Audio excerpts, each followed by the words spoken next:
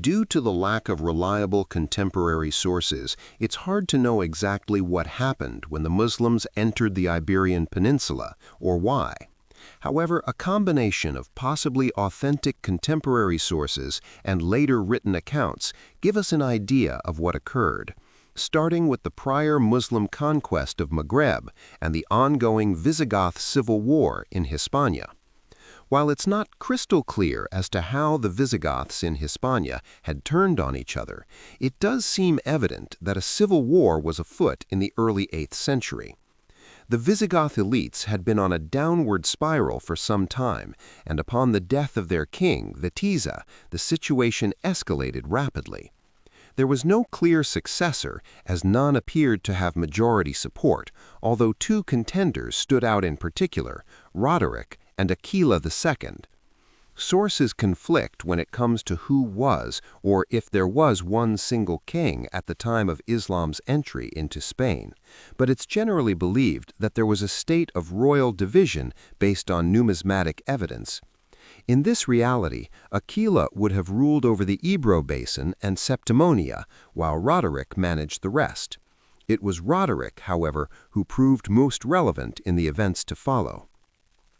As the Visigoth kingdom of Hispania was struggling to stay afloat in 711, North African Umayyad governor Tariq ibn Ziyad led thousands of his Muslim warriors into southern Spain. King Roderick led his own men against the invaders, meeting them in the south at the Battle of Guadalete.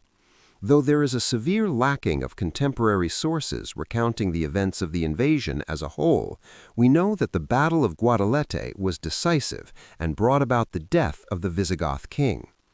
How the monarch died is not entirely clear, but it's speculated that a portion of the Visigoth army refused to support the alleged usurper king, and thus either withdrew entirely or, at a minimum, pulled back enough to allow the Muslim attackers to surround the fighting portion of the Visigoth troops.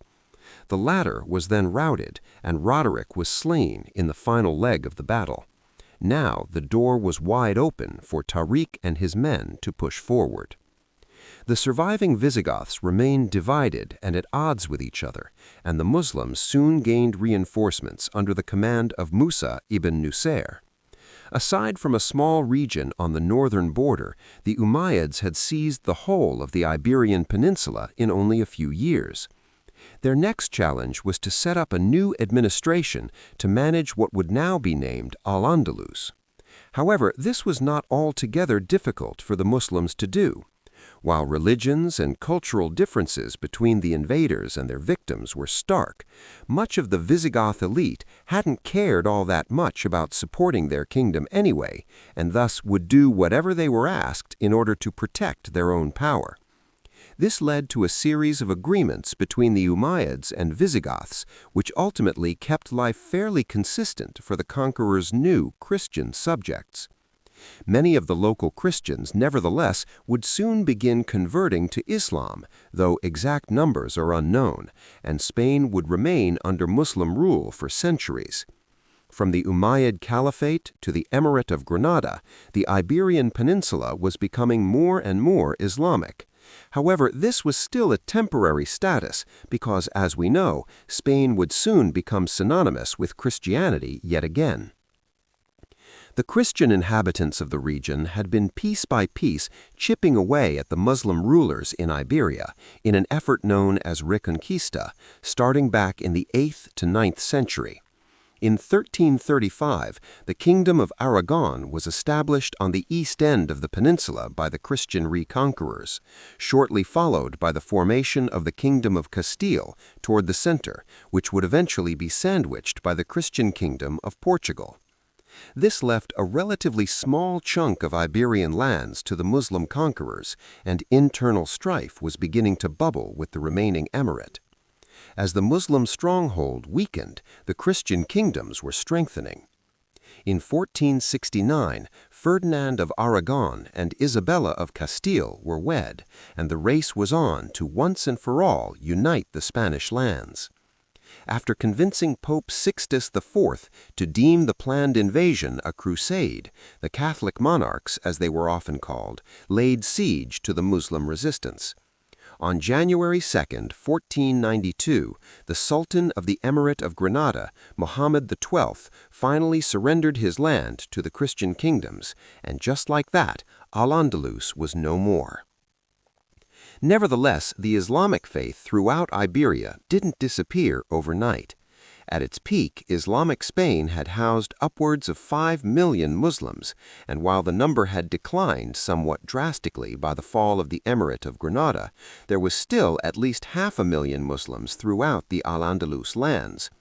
This is because at first the Christian reconquerors had opted to feign tolerance for both the Muslim and Jewish populations within Iberia. In the Treaty of Granada, the Catholic monarchs agreed to treat their new Muslim subjects, or Moors, with tolerance and fair treatment. As for the Jewish citizens, the treaty gave them the option to either convert to Christianity or leave the Iberian Peninsula within the next 3 years. This agreement, however, never really mattered to the Spaniards. In March of 1492, Ferdinand and Isabella issued the Alhambra Decree, which ordered the full expulsion of all practicing Jews from all of the monarch's territories. Any who wished to remain in Spain would be required to convert to Catholicism, and many reluctantly did. There was also a push for the remaining Moors to convert to Catholicism, alongside the Jews, notably urged by the Archbishop of Granada, Hernando del Talabra, and the Archbishop of Toledo, Francisco Cisneros. By 1499, pressure for such forced conversions sparked a rebellion among the Moors, but this only ended in the complete reversal of religious tolerance from the Catholic monarchs, who now gave the Muslims the same ultimatum that the Jews had previously received. This drastically reduced the Muslim population throughout the Spanish lands, but it wouldn't be the last expulsion either. At the beginning of the 16th century, King Philip III of Spain issued a decree aimed at expelling all descendants of the former Muslim population, even those who had converted to Christianity. By this point, the Arabic language had already been outlawed by Philip II, and Arabic books had been burned en masse. It's believed that the fear of continued rebellions and a want for religious unity is what led to these acts, but whatever the reason, they made being a Muslim in Spain essentially impossible. It's believed formally that indigenous Islam had finally come to an end in Spain by 1727, after the final large-scale crackdown on those who had remained. All the while, the Muslim world of North Africa and the newly expanded Ottoman Empire had become safe havens, not just for Muslims, but even for the Iberian Jews. Many of both faiths had fled to these lands as opposed to trying to remain on the Iberian Peninsula in the face of persecution. By this point, there wasn't much of a reason for any religious minority to remain under the Spanish crown, especially for the Jews and Muslims. This means that the answer to what happened to the Muslim majority in Spain can be explained in 2 parts. The fall of the Muslim leadership over Al-Andalus meant that many Muslims began to leave or convert voluntarily as they saw their own rulers and final Islamic emirate collapsing around them. Given that there were still around 500,000 Muslims in the Spanish lands even at the time, it's clear that something else caused indigenous Islam to die out, and that's exactly the case. The Catholic monarchs and their descendants saw no reason to follow the rules they'd agreed to with the Treaty of Granada, and overall had essentially no tolerance for religious dissension.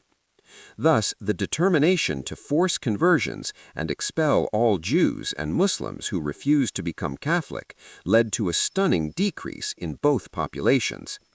As for the Muslims, the Spanish crown gave no leniency by the reign of Philip III, even for the descendants of the converts to Christianity. This ensured that even Islam being practiced in secret would disappear from the kingdom, and with the nearby North African and Ottoman lands welcoming the expelled Muslims and their descendants with open arms, why would they have wanted to stay in Spain anyhow?